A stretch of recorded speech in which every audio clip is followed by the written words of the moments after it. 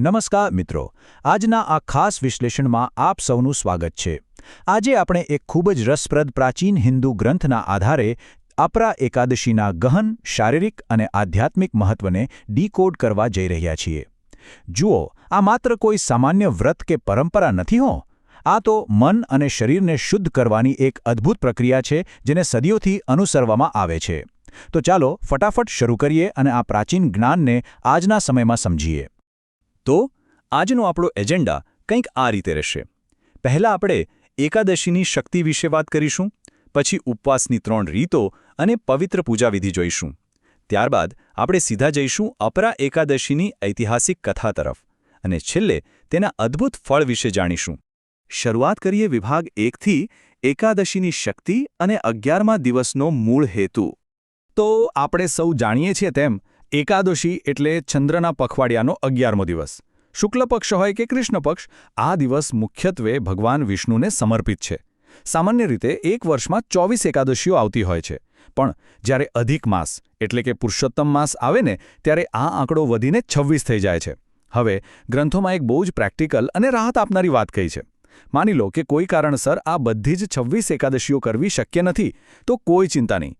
ચાતુર્માસ દરમિયાન આવતી માત્ર 2 મુખ્ય એકાદશી, દેવશયની અને દેવઉઠી એકાદશી જો નિષ્ઠાથી કરવામાં આવે ને તો પણ આખા વર્ષનું પુણ્ય મળી શકે છે। છે ને કમાલની વાત? અને આ બાબત ખરેખર બહુ જ સુંદર રીતે સ્પષ્ટ કરે છે કે એકાદશીનો વાસ્તવિક અર્થ શું છે। આખી પ્રોસેસ 2 ભાગમાં વહેંચાયેલી છે। પહેલો ભાગ છે શારીરિક ઉપવાસ, એટલે કે ખોરાક પર કંટ્રોલ। આનાથી શરીરનું સ્વાસ્થ્ય જળવાય છે, ડિટોક્સિફિકેશન થાય છે અને બોડી એકદમ હળવું ફીલ કરે છે। અને બીજો ભાગ છે માનસિક ઉપવાસ, જેમાં પ્રભુના નામનો જપ અને મનને ફોકસ કરવાનું હોય છે। આનાથી શું થાય? માનસિક સ્પષ્ટતા અને આધ્યાત્મિક સ્વાસ્થ્ય મળે। ટૂંકમાં કહીએ તો આ એક પરફેક્ટ હોલિસ્ટિક એપ્રોચ છે, જ્યાં બોડી અને માઇન્ડ બંનેને એકસાથે ક્લીન કરવામાં આવે છે। હવે આગળ વધીએ વિભાગ 2 તરફ, આધ્યાત્મિક શિસ્ત માટે ઉપવાસની 3 સરળ રીતો। પ્રાચીન ગ્રંથોની એક વાત બહુ જ ગમે એવી છે કે તેમાં દરેકની ક્ષમતાનું ધ્યાન રખાયું છે। શારીરિક ક્ષમતા ગમે તેવી હોય, આપણે સૌ આમાં જોડાઈ શકીએ છીએ। અહીં 3 સ્પષ્ટ રસ્તા બતાવ્યા છે।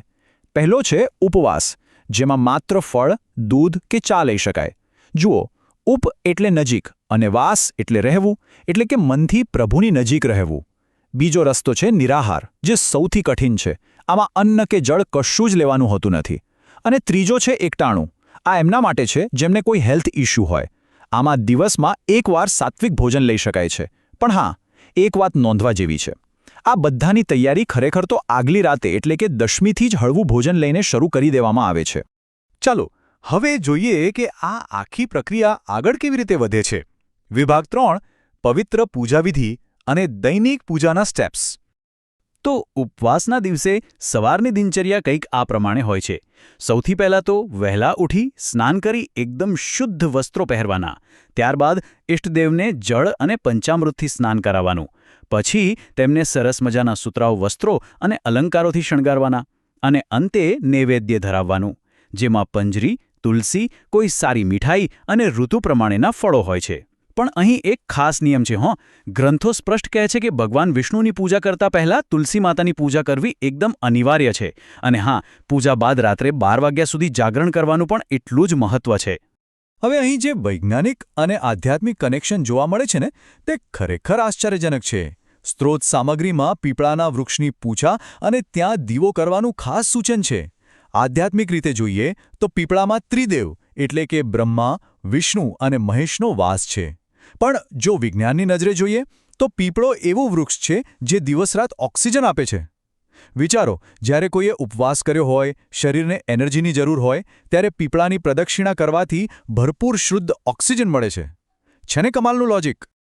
અલબત્તા આમાં અમુક અપવાદો અને ખાસ નિયમો પણ છે।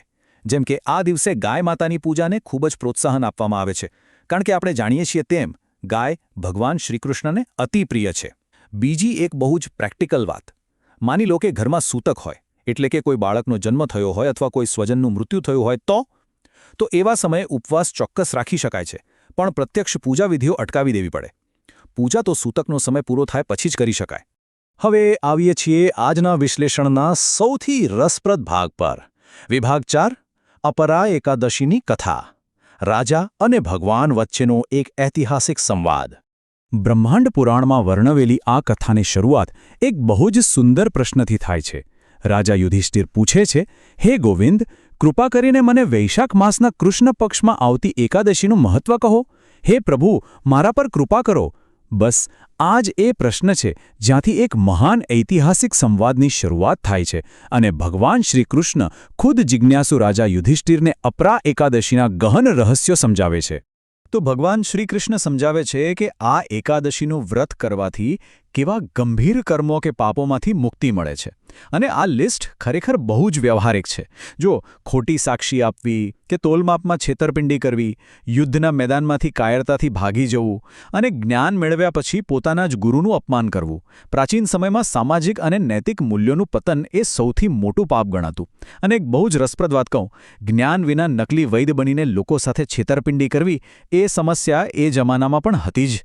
તો આ વ્રત દ્વારા આવા ગંભીર કર્મોના ભારને હળવો કરવાની એક તક આપવામાં આવતી. છેલ્લે જોઈએ વિભાગ 5, અંતિમ ફળ અને દાન, મુક્તિનો માર્ગ. તો અહીં સૌથી કમાલની વાત એ છે કે આ અપરા એકાદશીનું કદ ખરેખર કેટલું મોટું છે. સ્ત્રોતો સ્પષ્ટ કહે છે કે આ એકાદશીનું પુણ્ય હિન્દુ પરંપરાની કેટલીક સૌથી અઘરી તીર્થયાત્રાઓ કરવા સમાન છે. જરા વિચારો, માઘ મહિનામાં પ્રયાગરાજમાં સ્નાન કરવું, કાશીમાં શિવરાત્રિનું જાગરણ કરવું, ગયામાં પિતૃઓ માટે પિંડદાન કરવું કે પછી સૂર્યગ્રહણ વખતે કુરુક્ષેત્રમાં સોના કે હાથીનું દાન કરવું. આ બધા જ મહાન કાર્યોનું પુણ્ય માત્ર ને માત્ર આ એક અપરા એકાદશીનું સાચા દિલથી પાલન કરવાથી મળી શકે છે.